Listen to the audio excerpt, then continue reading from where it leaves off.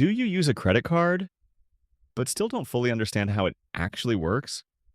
You swipe it, you tap it, you buy things with it every day. But do you really know what's happening behind the scenes? If credit cards ever confused you, interest, due dates, credit score, you're not alone. Millions of people in the United States use credit cards every single day without fully understanding how they work. And that confusion is exactly how people fall into debt.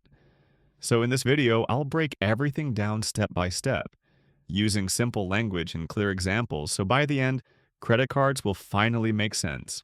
What is a credit card? Let's start with the basics. A credit card is not free money. This is the biggest misunderstanding. A credit card is a short-term loan from a bank. When you swipe your credit card at a store, the money does not come from your bank account. Instead, the credit card company pays the store for you. You are borrowing money from the bank, even if it doesn't feel like it. At the end of the month, the bank sends you a bill and says, "Hey, remember that money we paid for you? Now it's time to pay us back." If you pay on time, great. If you don't, things start getting expensive. Credit limit explained. Every credit card comes with something called a credit limit. Your credit limit is the maximum amount of money the bank allows you to borrow at one time. For example, if your credit limit is $2,000, that means the bank trusts you with up to $2,000.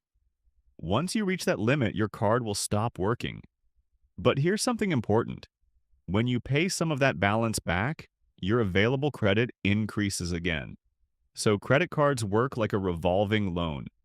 Borrow, pay back, repeat. Billing cycle and due date.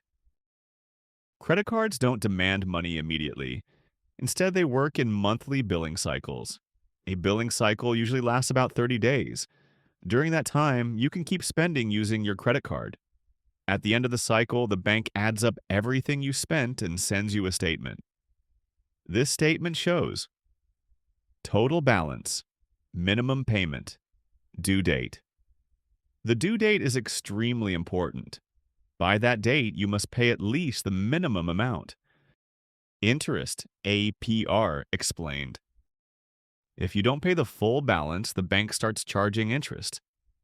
This interest is called APR, annual percentage rate. APR can be 18%, 24%, even 30% or more. That means your debt grows every month. For example, if you keep a balance of $1,000, interest keeps adding up, even if you stop using the card. This is how people get trapped. Banks don't mind if you carry a balance. That's how they make billions of dollars. Credit score connection.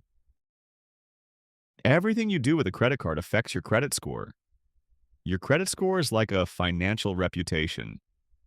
Pay your bills on time, your score goes up.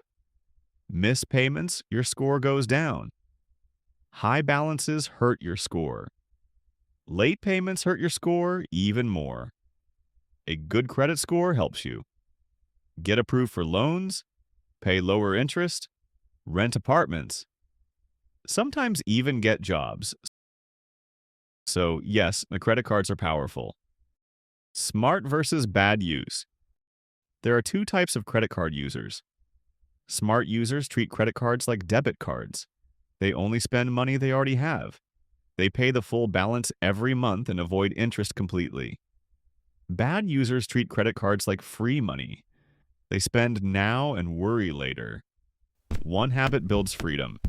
The other builds stress and debt. If you want to build strong credit in the United States, remember these simple rules. Pay on time. Keep balances low. Never spend money you can't pay back. Credit cards are tools. Used correctly, they help you grow. Used incorrectly, they control your life. If this video helped you understand credit cards, like the video, subscribe to the channel, and watch our next video on how to increase your credit score faster.